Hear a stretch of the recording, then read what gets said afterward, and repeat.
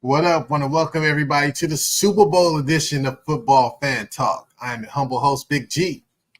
And as always, it's your boy, the Young Architect, man.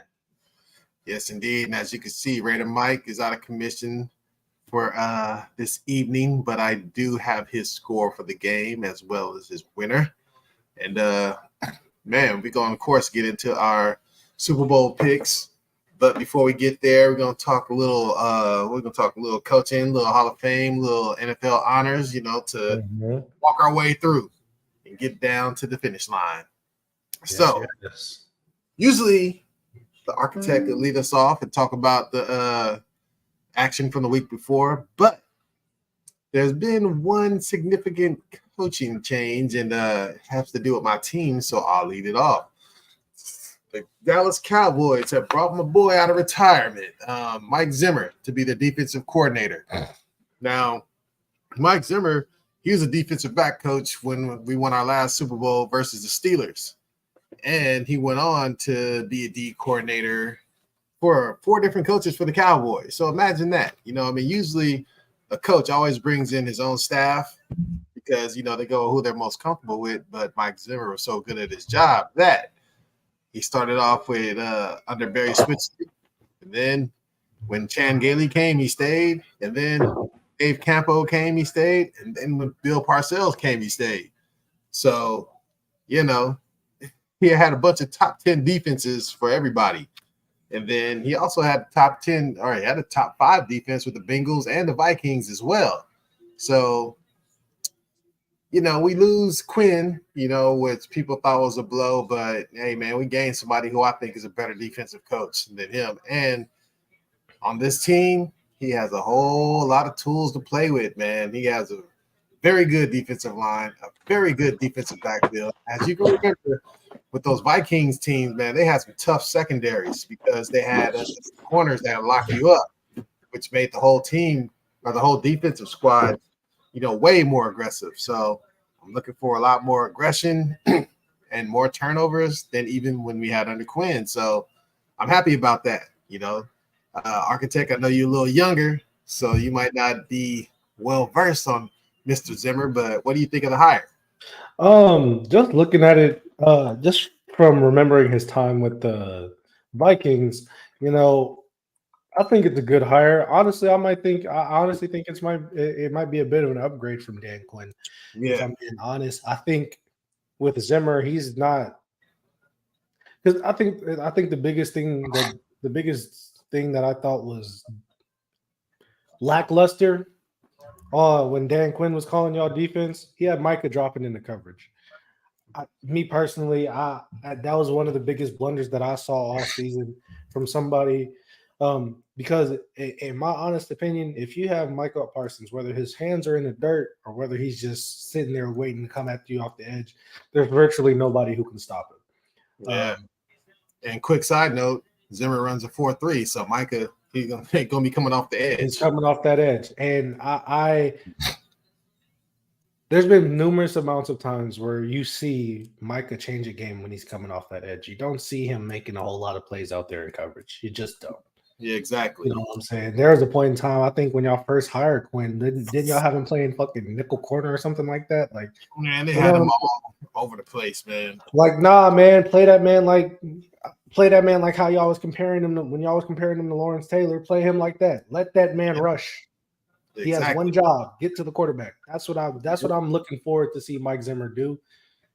Because I look at when the Vikings had that duo of Everson Griffin and Danielle Hunter, them boys was getting after the quarterback. So I'm excited to see I'm excited to see what the Cowboys are going to look like going forward defensively, especially getting Diggs back. Stephon Gilmore saying that he wants to come back. Y'all got Deron Bland. You know what I'm saying? Yes. Me and you were talking about this. You and I were talking about this earlier. Y'all just missing a couple linebackers, and y'all will be set defensively. Yeah, we'll be up in the mix, man. Hey, I think y'all in good hands on the defensive side. Yes, indeed, I do too, man. So hopefully, man, we'll be playing next year's big game. With that defensive upgrade. If we can go down to Dak freaking down the Dak hole.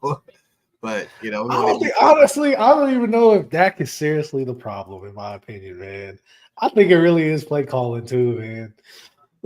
I mean, Dak definitely has a factor in it because for he has whatever a reason, big factor in it, man. like whatever reason, when the playoffs come around, he just shrinks. He needs to figure Yes, that out. But shrinks a lot, man. yeah, I don't know, man. Shit, y'all got way too much talent not to be in this game. Yeah, well, that's what I'm saying. Hopefully, and plus Jim, the other thing I like about him is, he's Deion's partner. You know what I mean? Yeah. So he was helping them out with the Colorado defense. And remember, their defense was popping for a hot little minute. They just didn't really have the horses. Yep. But thing I like about him, he's old school, man. You know what I'm saying? He gonna go back to like holding players accountable.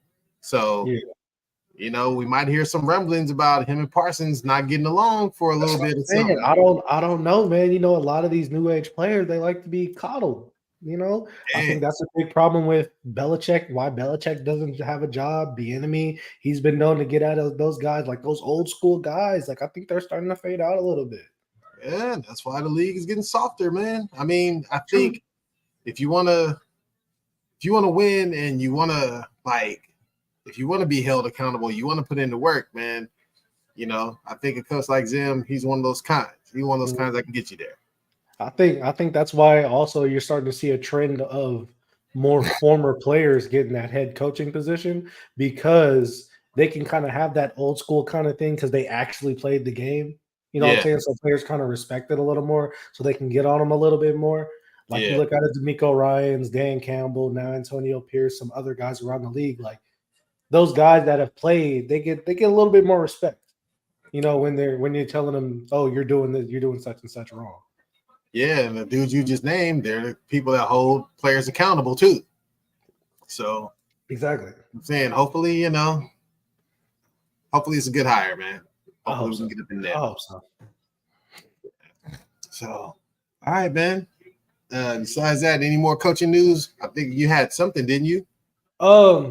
Yeah, man. The Raiders, they officially hired Luke Getsy as their offensive coordinator after Cliff Kingsbury, as I like to say, pussy out of coming to that silver and black. You know what I'm saying? He's like, let me go to Washington. You know what I'm saying?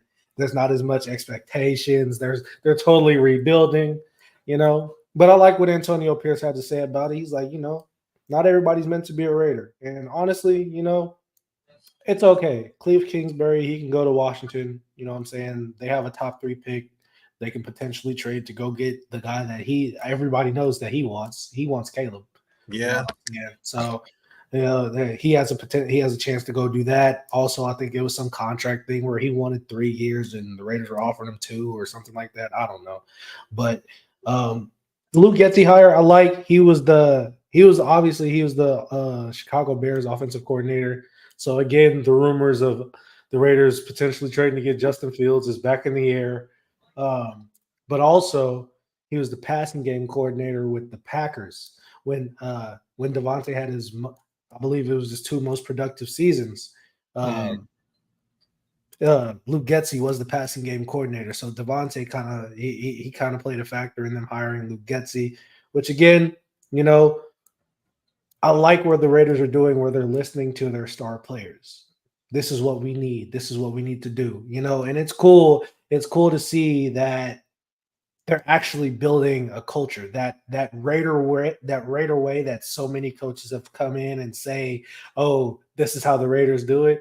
Like, I feel like almost to a certain degree, this is what they were talking about as far as like, especially back in the day when you saw the Raiders, you didn't necessarily like, oh, we're buddy. Like you weren't scared of them or like nothing like that, but you respected them. You respected that team. And I feel like this is where the Raiders are headed right now, especially with the people that they have in power. But yeah, good on the Luke Getsy hire. I'm hoping to see whatever it is, whether we take a quarterback, whether we trade for Justin Fields. I just hope that offense flourishes because that Josh McDaniel system, it put such a bad feeling in my stomach. Like I've never seen offense that bad in my life. And I'm just like, it's like gut wrenching almost. So I need to wash that taste out of my mouth. So we'll see. I hope, hope it's looking good. Yeah, crazy how your offense actually looked better after he left, man. He was supposed to be the Shit. offensive genius. Offensive genius, and we fucking couldn't score 10 points. All of a sudden, he leaves. We drop 63 and shit. Like, Yeah, exactly. like, you know, it just don't make any sense, man. Sad state of affairs, man. You know, You know what I'm saying? But you know, let's move right along, right? We had the Hall of Fame announcements. yeah, You know, man. we had some cats get up in there. You want to read them off? You want me to do it? Yeah, I'll read them off. We're starting off with Dwight Freeney, Devin Hester, Andre Johnson, Julius Peppers, Patrick Willis, Randy Grandishar, and Steve McMichael. I have no idea who the last two are. I'm not even gonna lie to you. That's my era. Well, even Randy Gradishar, he was I caught the tail end of his career. Yeah, I've never heard of those last two names. Those last two names, man. If I'm being honest. Well, you wouldn't like Gradishar because he played for the Broncos, man. He used to give the Raiders fits. He used to make tackles, man. He was who would I compare him to? Like he's a throwback. He's like I know you probably don't remember these cats either. Like Jack Ham and Okay. I know the names. I know that I can put the names to the face. Yeah. What's the other dude? Jack Ham was the one with no teeth, right? Or is that Lambert? That's Lambert. Yeah. Yes. Lambert and Ham. Linebackers that like Gradishar was in that mold. Oh shit. Okay. He was tough, and Steve McMichael, he played defensive tackle for the Bears, I believe. Okay. Was he on that 85 Bears Super Bowl team or whatever? Yes. Okay. He was bum rushing the Bears in the 46. Okay. Man. Okay. And I know you heard of the other ones, I'm shocked. Go ahead. I'm shocked for Patrick Willis, man. Shit. Yeah, I was just about to say that. Because I remember having this conversation some years ago, you and I was like, "Do you think Patrick Willis is a Hall of Famer?" And he was like, "He could get in, like, you know." But it was kind of like an iffy thing. Yeah, I mean, he was a beast. He was the type of dude. He looked like a football player.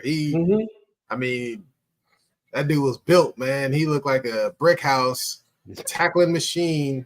You know what I mean? And he was, just imagine a better version of Fred Warner. You know what I'm saying? Yeah, no, literally. No, for real. He was that guy, man. So kudos to him. I'm glad they got him up in there, but I'm just surprised because his career was so short. But he had a career-ending injury. So, which brings up a point you made earlier. Man, hey. And they got to get somebody else up in here. Yeah, they do. They got to get Mr. Sharp. They got his brother in there. They got his brother in there, man. They got to get Sterling in there, man. Absolutely. He was like, at the time when he was at his peak, believe it or not, he was better than Jerry Rice, man. He was getting those 100-catch seasons before it became in vogue. You know what I mean? And I remember when he got injured, he played with a helmet. They had a strap from the top of his helmet to the back of his neck so he can keep his neck straight, man. And I used to trip off him playing. I'm like, damn, man, what the hell you know what I mean? Because we know he had a neck injury, but yeah, Sterling was that guy, man. They need to get him in there. But another one, I'm glad they let in Mr. Hester. He finally did it. That was like he didn't have like a set position as far as like out of the 11. You know what I mean? He wasn't a wide receiver, running back, tight end. He tried out. Yeah, but he did a little bit of everything. He did. You know what I'm saying? But of course, we all know best kick returner in NFL history. So you got to get the guy in there. Absolutely. You know what I'm saying? Like, come on, man. Only time in the Super Bowl, first time they kick the ball, he take it back to the house, man. Hey, I remember watching this, and they're like they had, how they mic up the coaches and all that. They was like, "Do not kick it to him." And what they do, kick their straight to him. That's how they set it off. Man. Yeah, man. I remember watching that. I remember that's another childhood memory. I remember sitting down watching that with you too, man. Yeah, man. I tried to school you a little bit. You know what I'm saying? Yeah, it was cool. Yeah. Speaking of sports, quick little tidbit. Your sister, their team won last night. They went 10-0 in their league, so now they're Hey, in the playoffs. You know what I'm saying? yeah, Yeah. And yeah, the we team like playoffs, that. I think we start either next week or the week after, or something like that. Freshman on varsity. That's crazy. Make it to the Yeah. playoffs first year. I Hey, know she has no clue of how blessed she is, man. hey, I'm hey, I'm jealous. talking for everybody. Yeah, rooting for, of course. Yes, indeed. But who else? Dwight Freeney, he was a beast too, coming off that edge.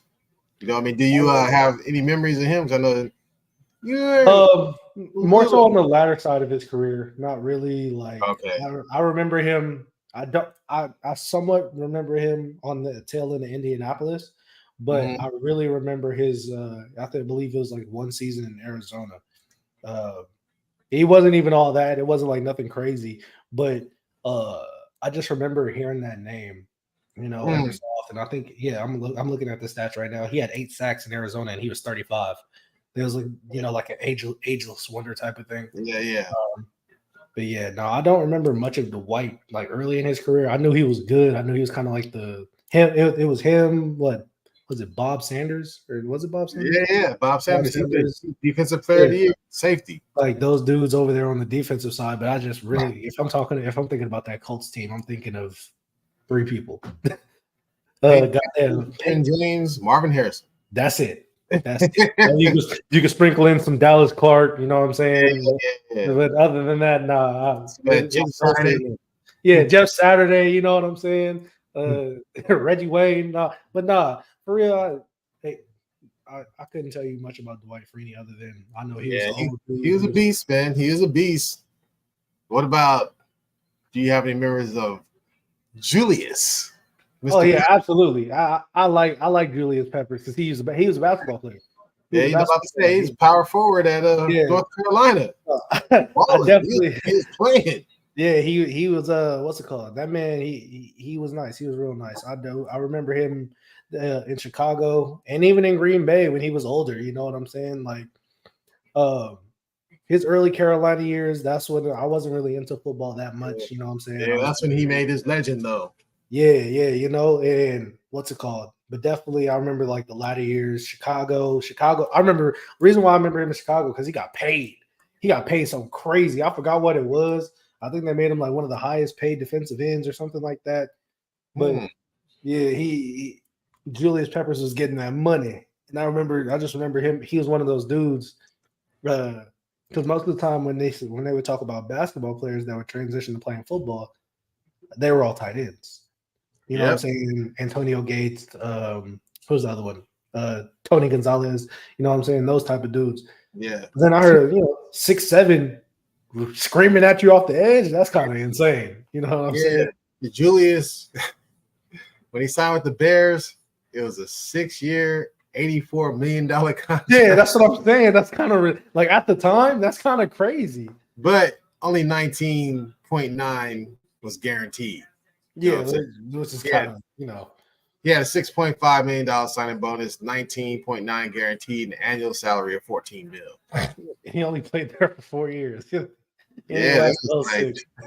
that 20 mil a year was hurting him. It was. I mean, truth be told, he had double-digit sacks in 2 out of the 4 years too. So I mean, it wasn't like he was terrible, And I mean, shit. Looking at his games, man, he kind of an Iron Man up until his last 2 years. He played, man. Julius never really missed a game. Man. Yeah, man, dude was a beast. Shit, Julius was that guy. But hey, and then my dog Andre Johnson. Hey, I like Andre Johnson. He went to the U. So, I followed Andre Johnson. Anybody that went to the U. For those of y'all who don't know, I was obviously like college football. I'm a big LSU fan, but growing up, I was a big fan of the U just because I watched both of those 30 for 30s. I was about to say, Architect. Yeah, keep it going.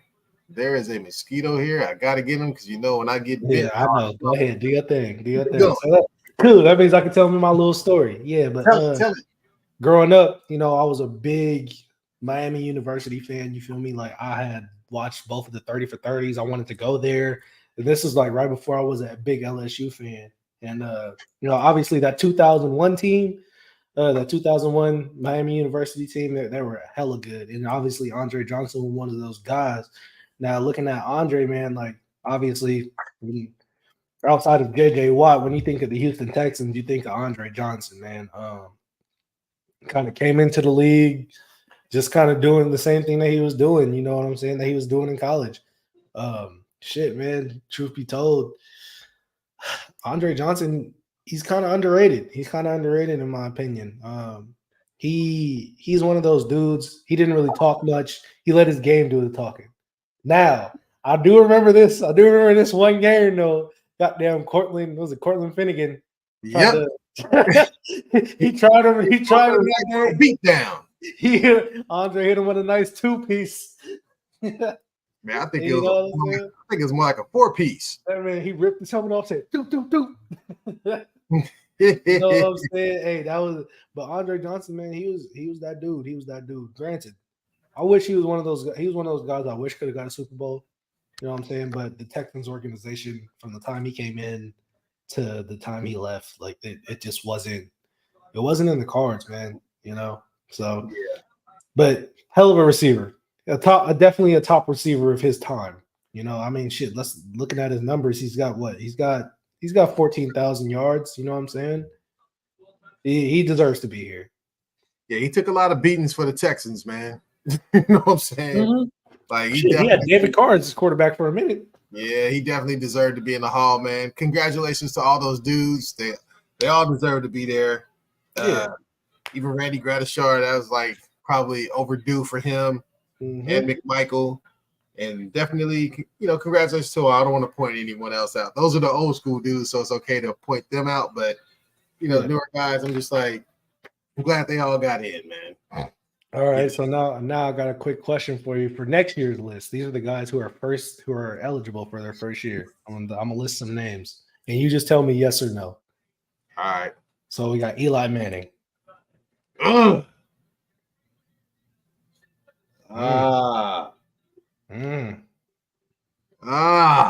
That's a tough one, isn't it?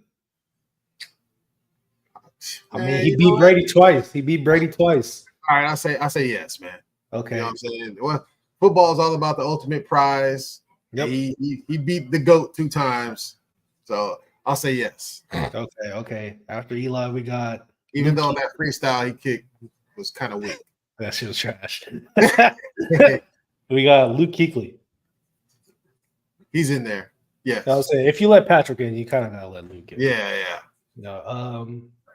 Marshall Yonda. Remember him? Who the hell is that? He was a guard for the Ravens for hella long. Oh, yeah. Yeah. I can't say yes because I don't even really remember him. I know they let linemen in a little faster than they let other people in. So I'm not going to say yes or no because I don't know his game. Okay.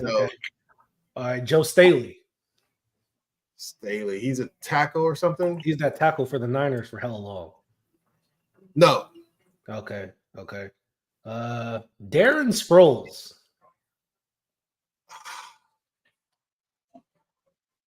Pull up his numbers real quick. Okay. Let me do that. Darren Sproles. I wouldn't think he'd have the numbers, man. Let's see. Career-wise. I mean, if we go off the numbers. Nah. Just give me the number. Give me the numbers. That's all I want. Give me the numbers. He's got 3,500 rushing yards and 4,800 receiving yards. No. I'm sorry. It's the Hall of Fame. Not the Hall of Very Good. You know what I'm saying? That's not even very. That's like the Hall of Mediocrity.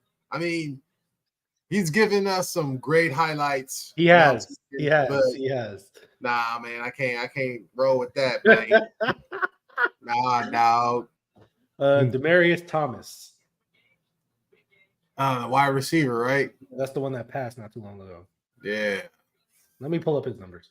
Yeah, pull up his numbers. We're gonna go strictly by numbers, no sentiment. From 2010 to 2019, he almost had 10,000. He's at 9763. 63 touchdowns, one-time Super Bowl, five-time maybe Pro Bowler. maybe later on down the line, but not a first ballot. Not first ballot. Okay, I can agree with that. Aqib Talib. Is he in jail now? I have no idea. Man, let me look. I thought I heard something about something with him. Let me not say the rest of it. Oh, Aqib Talib released a statement after brother's murder conviction. His brother got convicted for murder. That was his brother? Yeah.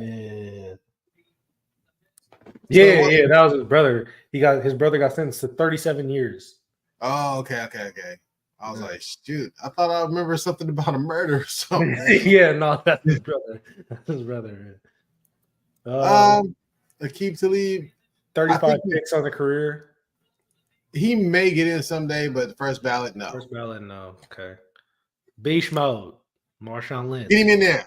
Get him in there. Hey, you gotta get him up in there. Get him in there. I mean, obviously the NFL is like fucking with him tough because you see him in all the commercials and all that stuff. Yeah. He's a part of that. He's a part of that group. I think they'll let him in. He got 10,000, right? Yeah, he's got a little over 10,000. Yeah, he got 10,000. He got a Russian title. He has the freaking Beast Quake. You know what I mean?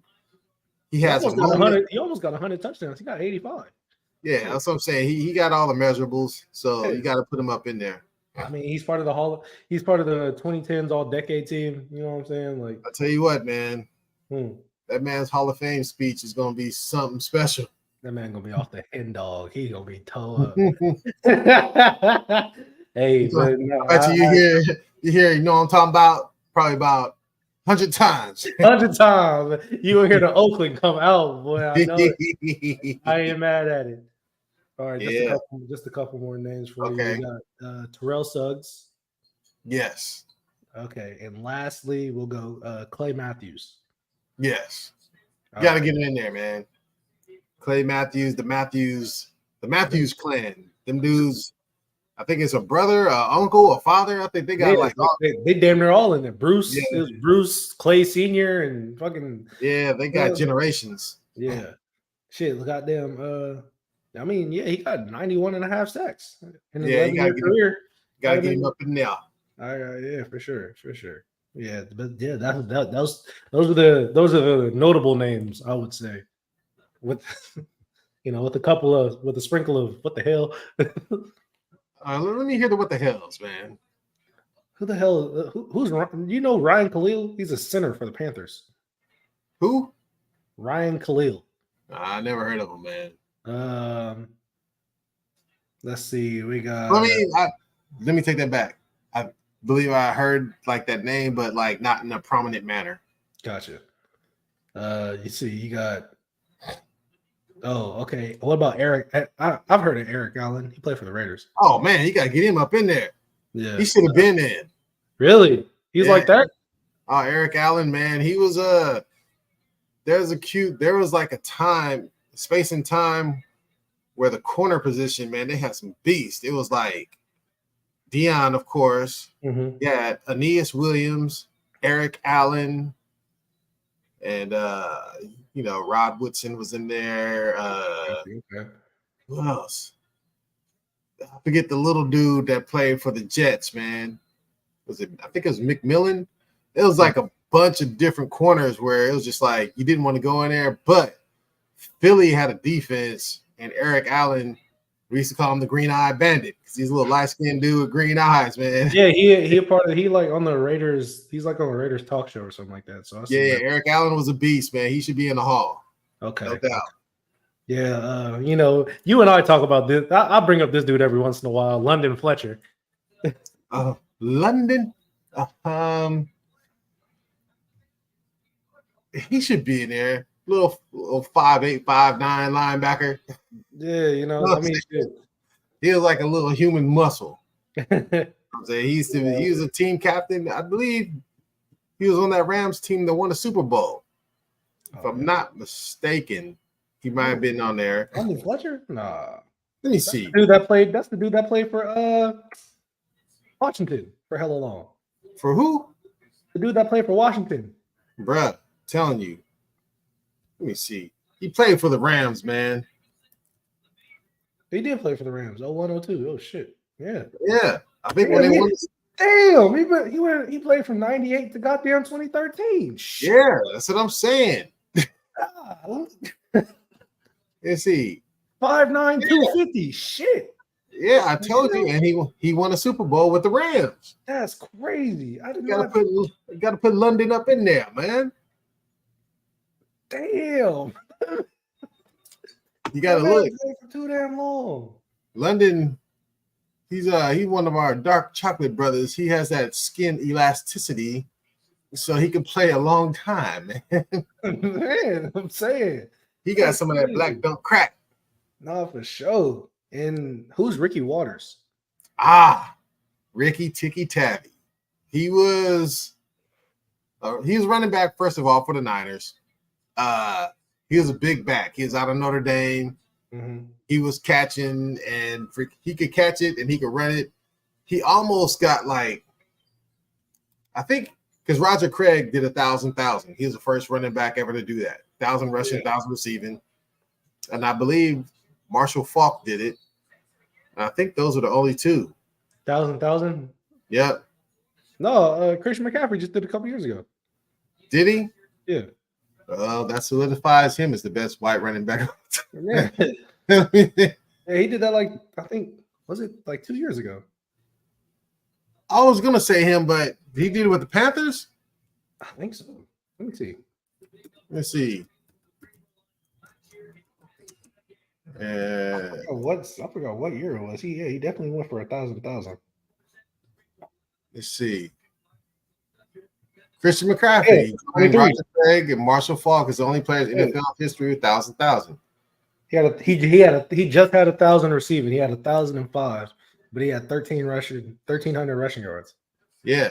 So those are only three. But Ricky Waters, every year he would have 700 and 700. You know what I mean? I mean, he would more or less have 1,000 rushing, but then he'd have about 700 receiving or so. But he was a big running back. He was tough. But I say he's a Hall of Famer. Damn. Based off of my own criteria, I would say no. He's like the Hall of very good, but not great. You know what I'm saying? So out of these three running backs, then, because there's three running backs where I was kind of like, there's Ricky Waters, Eddie George, and Tiki Barber. I don't know about Tiki, but Eddie George, did he get 10,000 rushing? Let's see. Eddie George, add him to the list of goddamn Tennessee running backs. He started it off. I thought it was Earl. That's technically it's the same franchise. You know, I'm talking about Titans. Oh yeah, Eddie had 10,000. He almost had 10.5. He said that put Eddie up in there. He had a drop off though too. We used to call that fool the statue. If you seen that dude, he had that bald head. He didn't have looking at him, looking at old highlights, that dude was goddamn big. 6'3". They listed him at 235. He was definitely 250, 260. He was Henry before Henry. Yeah. You know what I'm saying? Dude was freaking him and your boy Ray Lewis. Yep. They used to have epic battles, man. You know what I'm saying? So I would definitely Eddie George deserves to be in the Hall. He got to get up for y'all. Huh? Yeah. He was it was at the end of his career. Yeah. You know, it was a sad play for us. You know what? You make me think back, seeing Eddie George in a Cowboys uniform. That was weird. Seeing Emmitt Smith in a freaking Arizona Cardinals uniform. That was weird. Seeing O.J. Simpson in the end of his career in 49er gear. He played for the Niners? I only know him, and I literally only know him for the Bills. Yeah, he played for the Niners for 2 years, man. But the thing is, he's from San Francisco. He grew up in Potrero Hills. So okay. That made sense, but still weird. You think of him, you think of Bills. Yeah. Who else, man? Remember when Jerry played for Seattle? That's all. You are my son. I was just about to say, with the Seahawks uniform. That shit was weird as hell. Who was it, man? There was one. Oh my gosh. There's so many of them. You know what I mean? Cats get to the end of their career and they be in different uniforms. So Eddie George was definitely one of them. Oh yeah, they wasn't even like the end of their careers, but I'm looking at like Joe Montana and Marcus Allen in goddamn Chiefs uniforms. Yeah. Like, no, like you said, there are plenty of those guys out there. Yeah, because you never, when they show Joe Montana highlights, when have you ever seen a highlight of Joe Montana in a Chiefs uniform? The only time I've ever seen anything like that is if they do like a My Football Life or something like. No. I'm talking about outside of that. I'm talking about I would have never known if I never watched none of those documentaries. Yeah, like, and it's crazy because he took the Chiefs to an AFC Championship game. Yeah. He was one game away from the Super Bowl with them. Yeah. Like it's kind of crazy. Very crazy. But hey man, kudos to all of them. We're gonna keep it pushing right along. We're gonna get into the NFL honors. Yeah. They had the award ceremony. What was it? Wednesday night? Thursday night? One of the two. One of the two, yeah. Yeah, we just found out who our MVP was, rookie of the year, comeback player, all that stuff. So I'll start it off here. We're not going through the whole list. We'll go through the significant awards. I think leading off one of the most significant awards that the NFL takes serious, but us as fans doesn't get as much fanfare as Walter Payton Man of the Year award, given to the player that does the most, I won't say the most community work, but just does impactful community work in the communities, in their cities, their NFL cities or whatever. And Cam Hayward from Pittsburgh Steelers won, and he had been nominated several times and just kept coming up short and not winning, and he finally won. For you soap opera fans out there, mostly women, he was the Susan Lucci of the NFL Player Wars. Susan Lucci was an actor on the soaps who had been nominated hell of times for like best actress, in the soap opera or whatever, and just kept losing year after year after year after year, and then she finally won. So that was Cam Hayward, and he finally got his. So kudos to him. But the next one, MVP, Lamar Jackson. Yeah, he got it. What do you think about that? That man got he really should have been unanimous. That man got 49 out of 50 first place votes. Do you know who got that? You know who got one vote in first place? Who? I'm gonna list the other names that they had. It was Lamar. They had Dak, Christian McCaffrey, Brock Purdy, and Josh Allen. Which one think got that other first place vote? Josh Allen. Yep. Got that other. Why the hell? What the hell did? Man, brother. Hey, they wanted to be him so bad. I said, what it is, so man. Damn bad. Like, bro, what are you kidding me? You know why, right? No, because he is central casting for a quarterback. You know what I mean?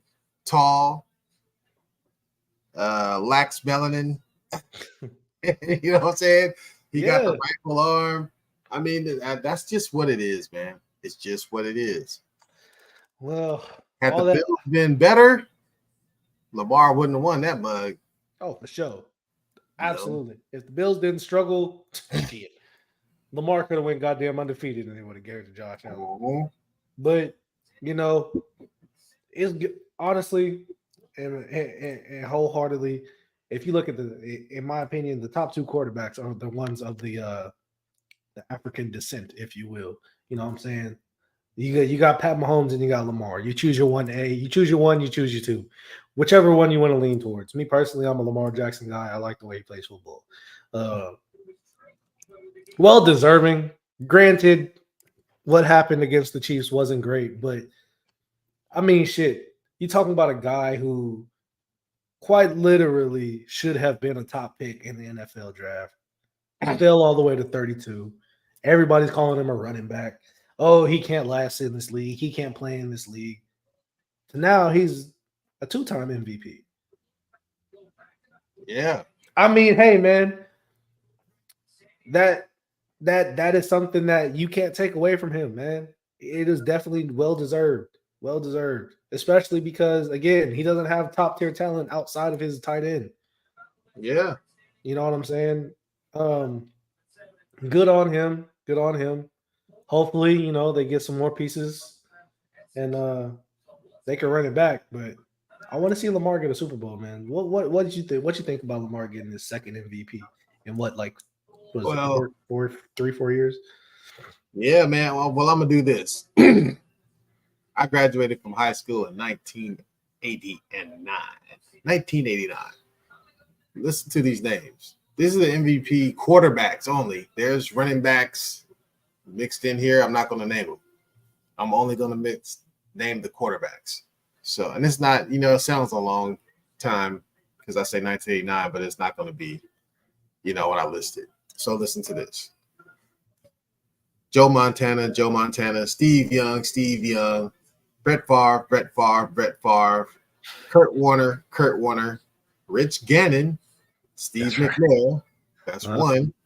Peyton Manning, Tom Brady, Peyton Manning, Tom Brady, Aaron Rodgers, Peyton Manning, Aaron Rodgers, Cam Newton, that's two. Matt Ryan, Tom Brady, Patrick Mahomes, that's three. Yeah. Lamar Jackson, that's four. Aaron Rodgers, Patrick Mahomes, Lamar Jackson. So, hey, are we singing a new dawn, a new day? Yeah, so you got McNair started it off. Then you had Cam Newton, behind him. Yeah. Then you got Mahomes and Jackson. Those two switch it off. So the thing I was trying to get across is, you had all these Montanas, Youngs, Favre, all this. The face of quarterback is changing. You know what I'm saying? It's like central casting used to be give me between 6'2" and 6'5", white guy, blonde hair or black hair, whatever. You know what I mean? And walk in fairly good shape. Boom, there's your quarterback. But you notice about the black ones, man. I mean, McNair wasn't like a dude who was in great shape, but he was built like a freaking almost like a linebacker playing quarterback. I mean, Dante Culpepper was big as hell. Yeah, there was some big dudes, man. But then you got Mahomes. He's more quarterback built, but Lamar's built like a damn baseball player. Lamar is freaking like a damn wide receiver playing quarterback. For sure. So the face of the position is changing, and Lamar has a lot to do with that. And really, he's still learning because even this year, he didn't know when to. When you look at the last game they played against the Chiefs, he didn't know when to take off and when to sit in the pocket and throw.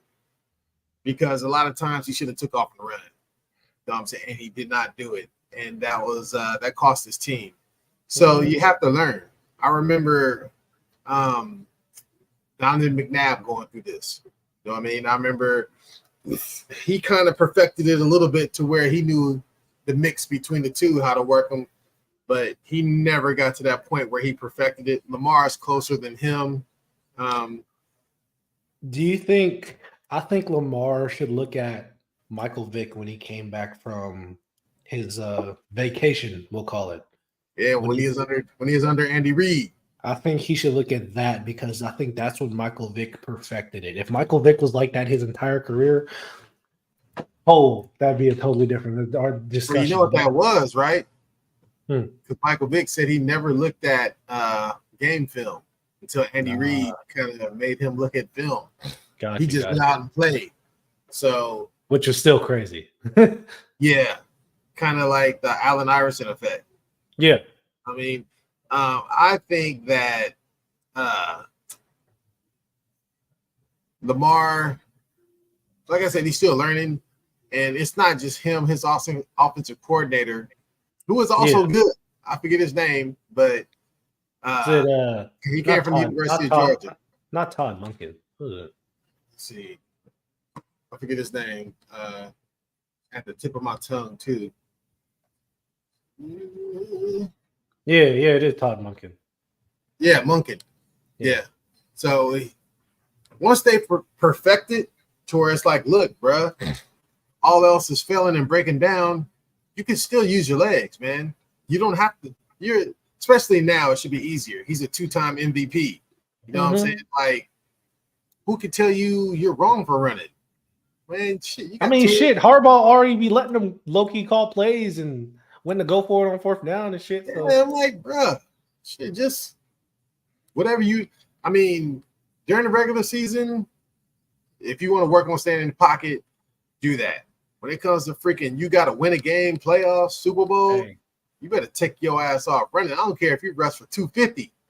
You know what I'm saying? Hey, for real. Yeah, you know if you rush for 250 and you throw for 50 yards, it's okay if we win the game. You know what I'm saying? And you need to take a cue from freaking Brock Purdy because his ass, he was taking off against the Lions. I was like, what the hell? What is this? He looked like Lamar Jackson. That was some shit. So, you know, that was MVP. I know we spent a lot of time on that. We're gonna try. I guess we could rush through the rest. Kind of. Definitely rush through this one. Comeback Player of the Year, gave it to somebody who played half a year, Joe Flacco.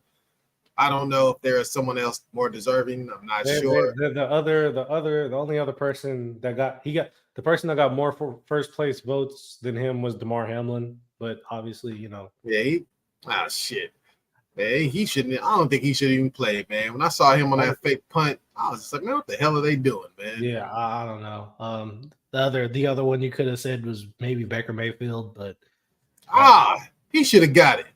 Yeah, they should have gave it to Baker.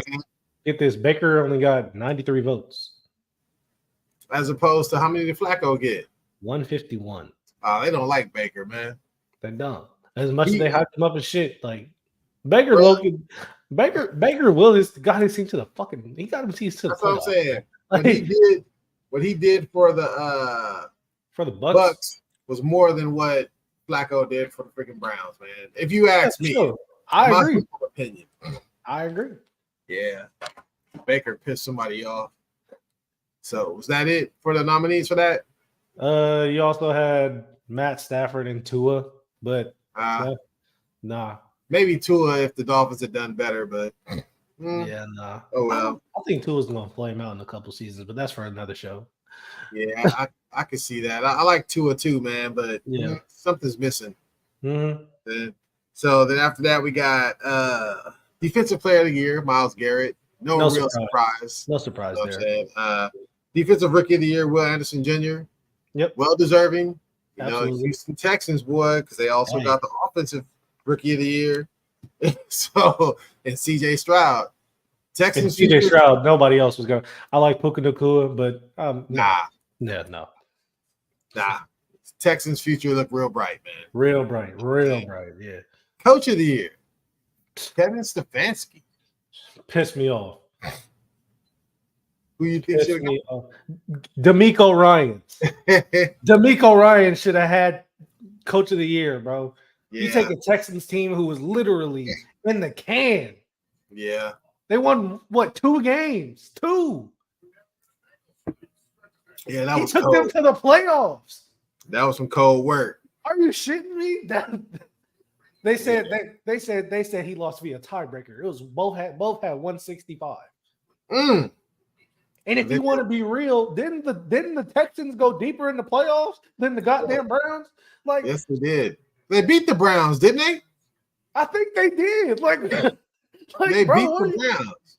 Like, are you kidding me right now? That pissed me off. Not only, I mean, they beat the Browns. Like, you know what I'm saying? They beat them up. Right. And if I'm not mistaken, the Texans were underdogs in that game. Like, they were. Are you shitting me right now? Yeah, that was some cold work right there, man. Look, bro, like, you see how passionate I am about this. You think Kevin Stefanski deserved it over D'Amico? Hell no. Not at all, man. You know what I'm saying? Don't make no Not at all. D'Amico, like you said, he turned them around and he beat Stefanski. So, hey, he beat Stefanski and his comeback player of the year. He made him look bad. So, that was some bullshit. Crazy. And then finally, you know what I mean, the offensive player of the year. I have no argument with Christian McCaffrey winning that award. Yeah. Over 2,000 yards worth of offense. He is the biggest straw that stirs the drink of the team that's favored to win the Super Bowl. So yeah, he is definitely 100%. That team goes as he goes. I don't care about Debo, Brandon Ayuk. No. Don't say that, man. Remember when Debo missed them 3 games, man? They didn't look too cool. That's true. You know what I'm saying? I'll take it back. Debo up in there. Know what I'm saying? But that was it for the awards, for the most part. Hey, everybody who should have won, except for that coach of the year. Yeah. And comeback player of the year. Yep. But now we come to the payoff. Indeed. Super Bowl predictions. Yeah. So, as you know, there's usually 3 of us here. Our third wheel, Mr. What's his name? Raider Mike. Yeah, that's him. All right. Raider Mike. He's not here with us, so he gave us his prediction for his score. I'll read his first. He likes the Chiefs to win the game. 31-27. If he was here, he'd give his explanation as to why. But that's the score that he predicts for the game. So, Architect, I'll let you go first. You could break down why you think the score is going to be what you think it's going to be. You could break it down and tell how we're going to get there, however you want to do it. You know what I'm saying? Yeah, man. This is I think this is gonna be a really good game, man. Big letdown for the Chiefs. They're starting left guard Joe Thuney. He's going to be out for the game. I believe he has a torn pec. And it's another offensive lineman, Prince Tega. Well, I don't know how to say his last name, but he is also out.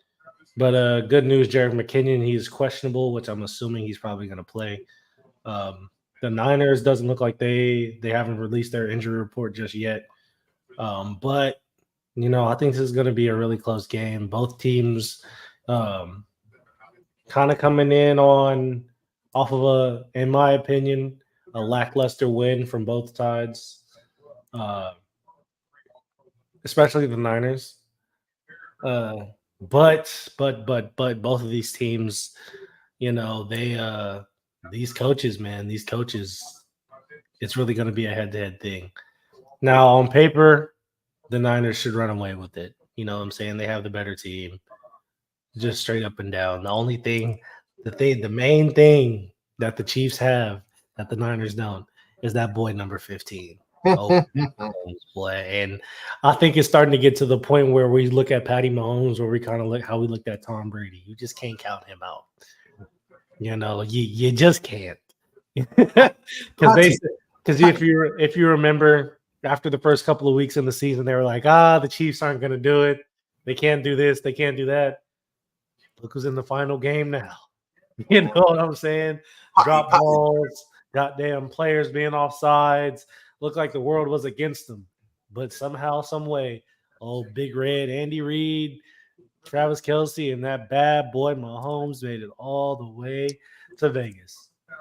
And then you look at the Niners, man. They just kind of, after they beat the Eagles, they just kind of they just look like they hit a stride. You know what I'm saying? Granted, in the playoffs, they did not look good. They didn't. They really didn't. But I reluctantly have to say, I think the Niners are going to finally get their 6th ring. I do. I think this might be the year.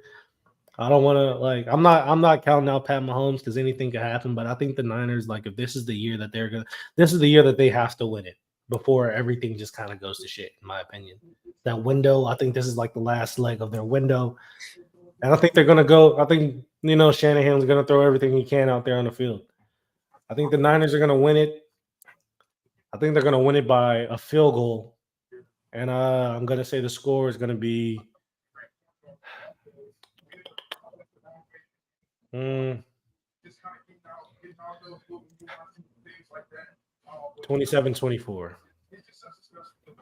27-25. Got them Niners, huh? Yeah. All right, man. You know what I'm saying? So you picked the Niners 27-24. Raider might pick the Chiefs 31-27. For me, I look at this, man. I don't like to complicate things too much. I like to look at things for what they are. So I'm like, okay, look at this game. Boom. Analytics. Line them both up. Better coach. I'll take Big Red over Shanahan because Shanahan, big moments, has failed. You know what I mean? In big games. So, boom. We get the Chiefs. That's one. Better quarterback. Come on, man. That's not even a question. Chiefs. 2-0. Better defensive coordinator. Spagnuolo and Wilkes. Right now, the dude who's holding the team's last point. Boom. Yeah. Chiefs. You know what I mean? And it's just like, those are big for me.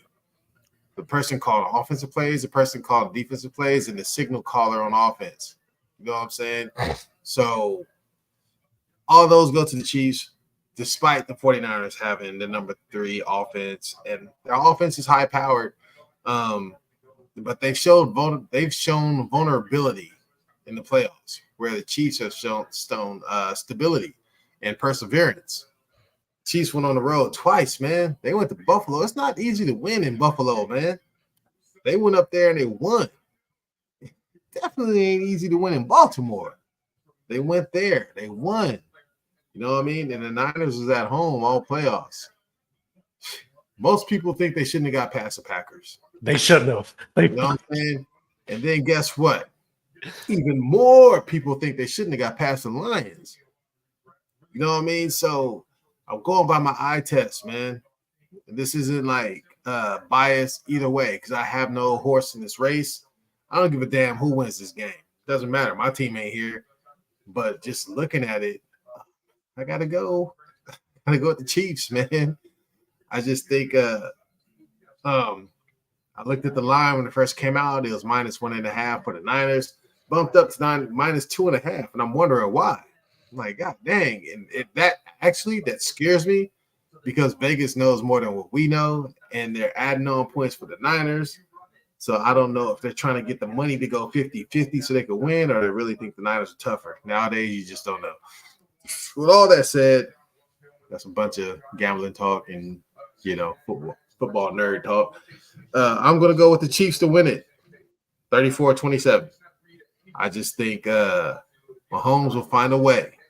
You know what I mean? That dude, people have been doubting the Chiefs late in the season, and all he does, he beats the person who they want to beat the MVP, and then he beats the person who is the MVP, and he gets his team back. You know what I'm saying? So, and when you look at legacies, these dudes are maniacal.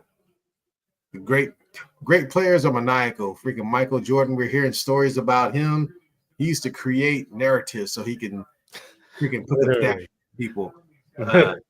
Allen Iverson used to be like, man, I'm about to kill this dude. Freaking all the stars. They're like, I'm about to put it on so-and-so.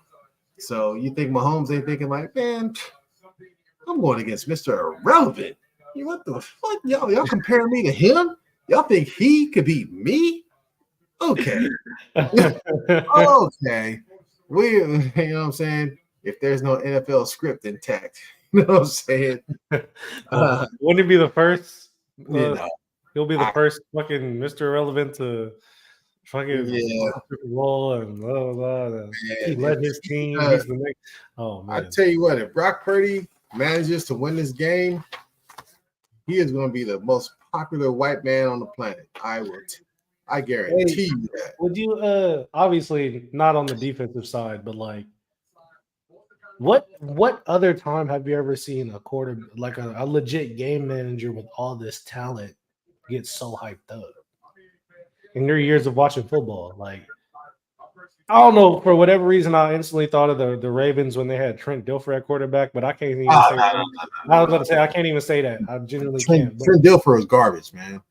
I mean, I hate to say it like that, but if he didn't have that defense, you know what I'm saying, and they all know that's why Like I think that's why he flamed out on ESPN so fast. You know what I mean? He was on there and he had Dilfer's dimes, you know what I'm saying? All that old shit.